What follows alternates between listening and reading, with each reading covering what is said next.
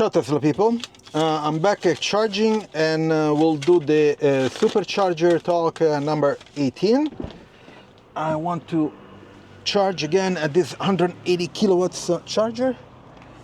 Last time I had trouble, I made a video about it, so check it out. And this time, actually, let me open the charger port, so I'm ready to charge. Okay, I'll start with the so this cabin number 1, and here on the app it says connector number 1. I say start to charging. I say okay. Are you sure you want to recharge? I say yes, flat rate, and I should be able to charge with this guy. I'm not sure why it gave me always this one and not the other one. Preparing to charge. Okay, and it's syncing. Here it says synchronization. Attempt number 1, recovering data. Okay, and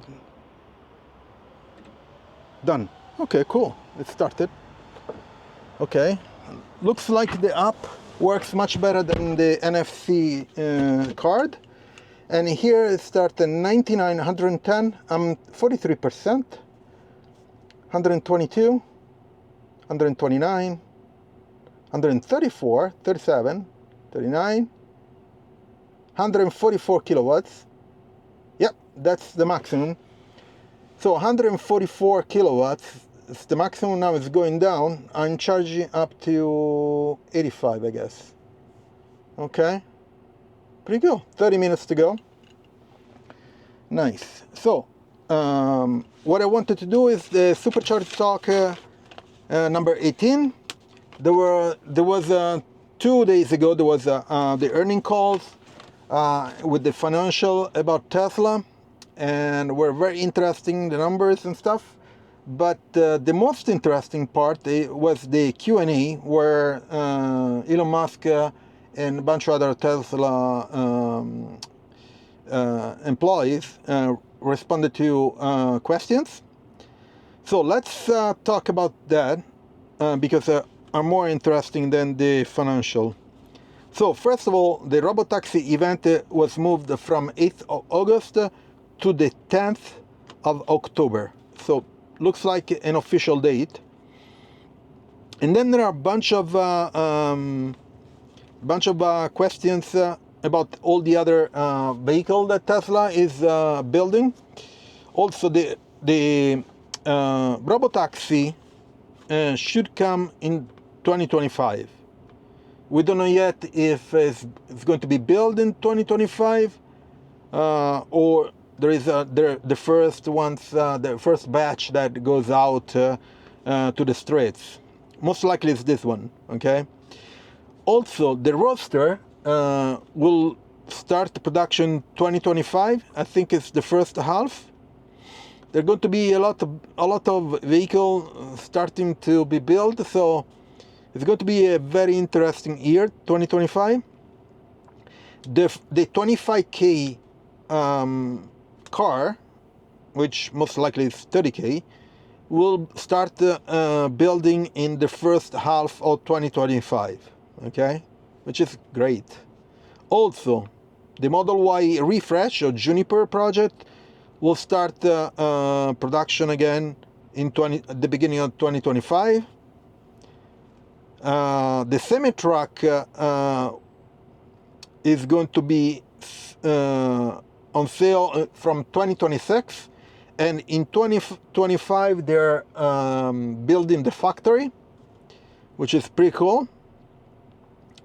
And maybe the van. If you remember, there was a slide where there were the number of vehicles worldwide, 1.47 billion, and there are a bunch of Tesla vehicles. 3 were undercover. 1 was clearly a van, and I think that's an addressable market which Tesla should go after. because the van are usually used by businesses or small business guys, and you know, an electric van saves a lot of money because electricity, one, but second, maintenance. There is no maintenance in electric vehicles, and when you have you're, you know, a sole businessman by yourself, and you're going around with your van doing whatever you do, construction, you know, electrician, whatever. The days that you don't have the van are days where you lose money. So I hope they get into the van as soon as they can. And then the other comment that was very interesting is that the Cybertruck is going to be profitable by the end of this year, which is insane because they started delivery and production about less than a year ago, which is crazy to think about it. And news is that the Cybertruck is the most sold truck in the United States, and will get FSD finally 12.5. So soon, very soon, we'll get FSD. The other interesting news was the 4680 batteries improvements. So they fixed some stuff on the anode, and now they're working on the cathode to reduce the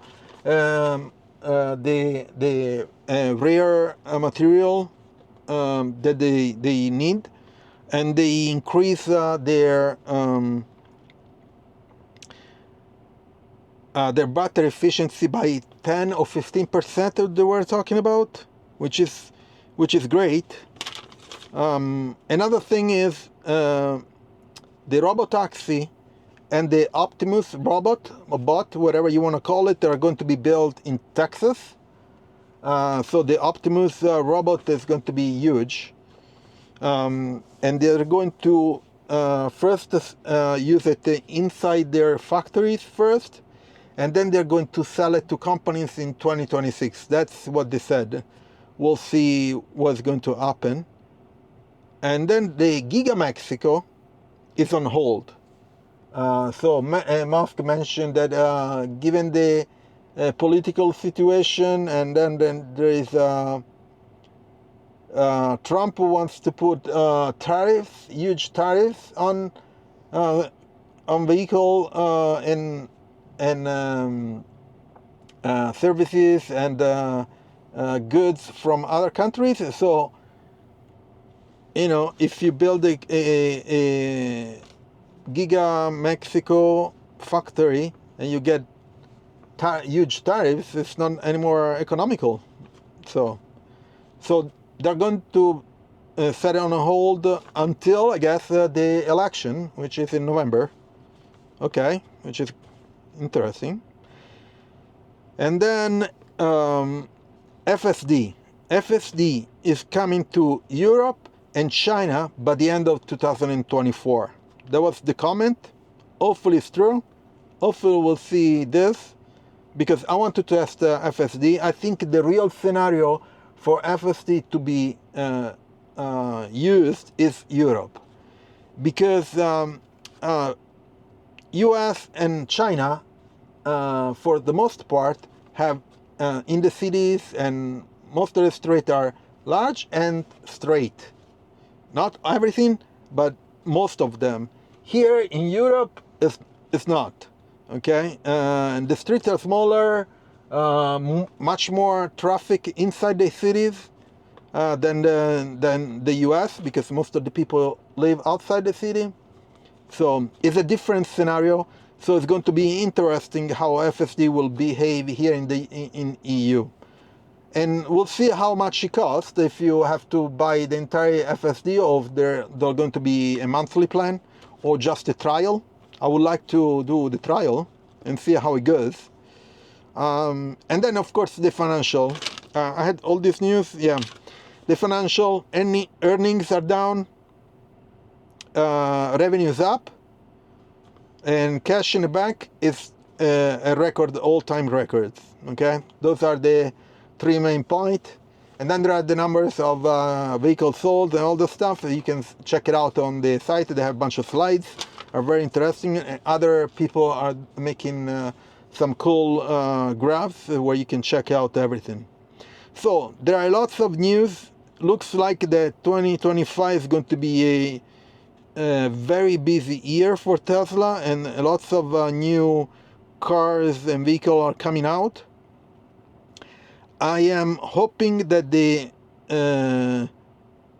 25K car will come out as soon as possible, or the cheaper car, whatever you want to call it, because here in Europe most of the people complain that the electric vehicles are too expensive, which in some cases are, but they are, you know, most of the people do not include the maintenance that you have. It's zero on EV, while on gas and diesel cars are, you know, I had a diesel car before, and just to change oil they wanted 190 euros per time, each time. It was crazy, you know. I could do it by myself, but I don't have the place where to do it. I changed all the filters by myself, otherwise it's freaking expensive.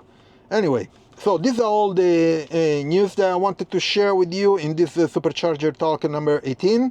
Please leave a like and subscribe to the channel. It will help me a lot to make these videos. I'm going to wait until I'm done with the charging to end the video. Here I'm still at 81 kilowatts it's charging. I added 16 kilowatts hour, 20 minutes to go. I'm at 64%.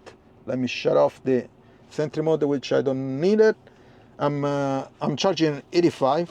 I'm going to do some other road trip in the coming days, so stay tuned on my channel. Okay, so I'll see you in a bit when I'm done. So I'm done with charging. I charged 32 kilowatts hour. Pretty cool. Let me unlock this guy. Okay, and remove it, and done. Very cool. So Supercharge Talk number 18 is done. I charge, everything went well. Please subscribe to the channel, turn on notification, put a like, and I'll see you on next video. Ciao Tesla people.